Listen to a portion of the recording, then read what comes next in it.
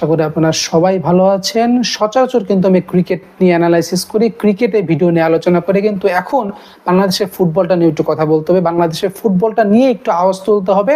আপনাদেরকে কিন্তু সাথে নিয়ে বাংলাদেশের ফুটবলটাকে নিয়ে এগিয়ে যেতে হবে। বাংলাদেশের ফুটবলটা নিয়ে যে কথাটা আপনি বলতে চাই, আগামী কিন্তু 25শে মার্চ ইন্ডিয়ার মাটিতে ইন্ডিয়ার এগেনস্টে বাংলাদেশের কিন্তু প্রথম ম্যাচ, হোম এবং অ্যাওয়ের মধ্যে বাংলাদেশ কিন্তু প্রথম ম্যাচে খেলবে অ্যাওয়েতে।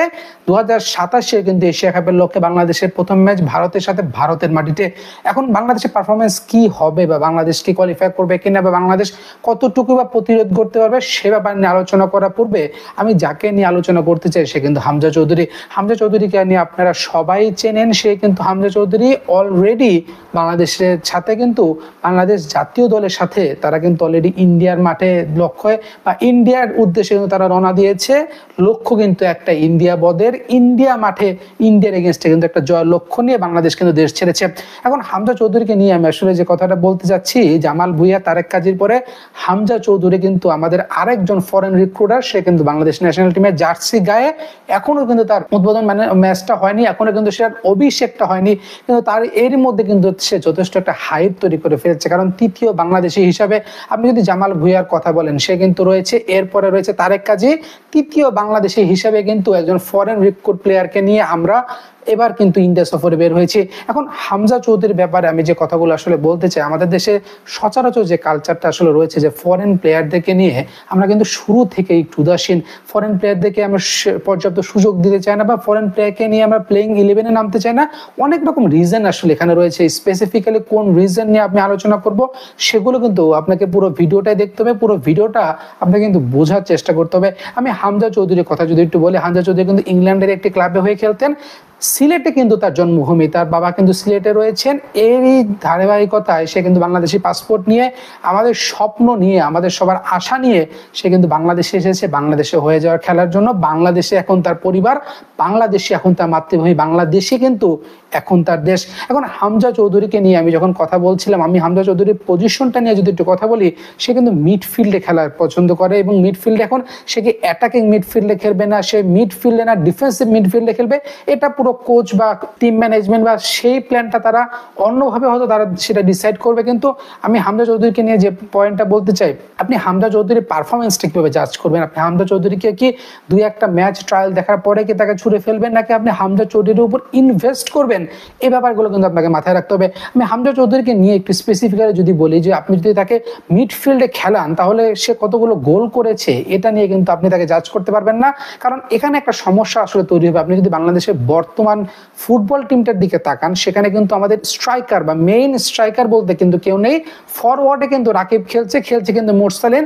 এইবার কিন্তু আলামিনের একটা খেলার সুযোগ রয়েছে। এখন হামজা চৌধুরী কিন্তু আপনাকে মিডফিল্ডটাকে ট্যাকেল দিয়ে, আপনাকে বলটা যদি ডিবক্সের কাছাকাছি বা আপনাকে যদি ফরওয়ার্ডে পুশ করে, বা সে যদি ফরওয়ার্ডে অ্যাসিস্ট করার জন্য পুশ করে, সেখানে যদি আমরা গোল স্কোর করতে না পারি, তাহলে দিন শেষে যদি আপনি হামজা চৌধুরীর উপরে এই ব্লেমটা থ্রু করেন যে না আসলে সে ভালো পারফরমেন্স করতে পারছে না, আমার কিন্তু আসলে মনে হয় না যে আসলে এটা কোনো লজিক আসলে মেক করছে।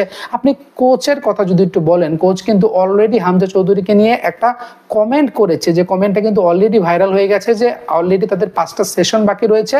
তারা ট্রেনিং সেশনগুলো করার পরে তারা কিন্তু হামজা চৌধুরীকে নিয়ে একটা ডিসিশন নেবে।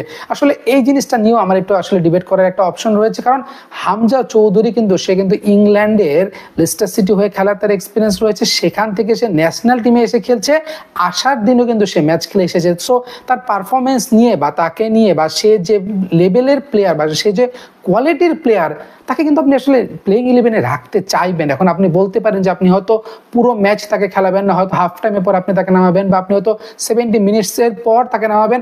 আপনাকে কিন্তু তাকে প্ল্যানে আসলে রাখতে হবে। এখন কোচের যে প্ল্যানটা, কোচ আসলে বাংলাদেশ সচরাচর কিন্তু মিডফিল্ডটাকে ধরে খেলা পছন্দ করে, তা কিন্তু হাই প্রেস ডিফেন্সিভ খেলে। এখন আপনি ইন্ডিয়ার এগেনস্টে কি রেজাল্ট বের করতে চাচ্ছেন, নাকি আপনি ইন্ডিয়ার এগেনস্টে ড্র নিয়েই সন্তুষ্ট?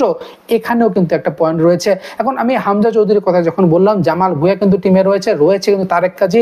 এখন এই তিনজন ফরেন রিক্রুটদের সাথে আমাদের লোকাল যে রিক্রুট যারা রয়েছে, তাদের বন্ডিংটা নিয়েও কিন্তু এখানে একটা ডাউট কিন্তু ক্রিয়েট হয়েছে। কারণ আপনি যদি মোহামেডান কোচের কথা যদি একটু শোনেন, আপনি যদি আমাদের যে প্রাইম ক্লাবগুলো রয়েছে, বা আপনি যদি আমাদের লোকাল ক্লাব ক্লাবগুলোর কথা বলেন, হোক সেটা মোহামেডান, হোক সেটা আবাহনী, হোক সেটা বসুন্ধরা কিংস, সেখানে কিন্তু আসলে এই ফরেন প্লেয়ারদেরকে নিয়ে একটা কোলিশন সবসময় কিন্তু লেগেছিল। আপনি বাংলাদেশের ইতিহাসের কথা বলেন, আপনি বর্তমানের কথা বলেন, বা ভবিষ্যতে এটা কি এটা সর্ট আউট হবে কিনা, এটা কিন্তু আসলে একটা প্রশ্ন তৈরি হচ্ছে। এখন হামজা চৌধুরীকে নিয়ে আপনি যদি 2-3টা ম্যাচ ট্রায়াল দেওয়ার পরে আপনি তাকে ছুড়ে ফেলে দেন, আপনি যদি বলেন যে না, হামজা চৌধুরীর কাছ থেকে আমরা প্রত্যাশিত পারফরমেন্সটা পাচ্ছি না, আপনি কিন্তু সেটা আসলে প্রুফ করতে হবে। আপনি যদি প্রুফ না করতে পারেন, বা আপনি যদি ফরওয়ার্ডকে এমনভাবে সাজাচ্ছেন যে আপনি মিডফিল্ড থেকে বলটা পাস হচ্ছে কিন্তু ফরওয়ার্ডাররা গোল করতে পারছে না, সেখানে আসলে আমি হামজা চৌধুরী কিন্তু কোনো ফল্ট আসলে আমি দেখছি না।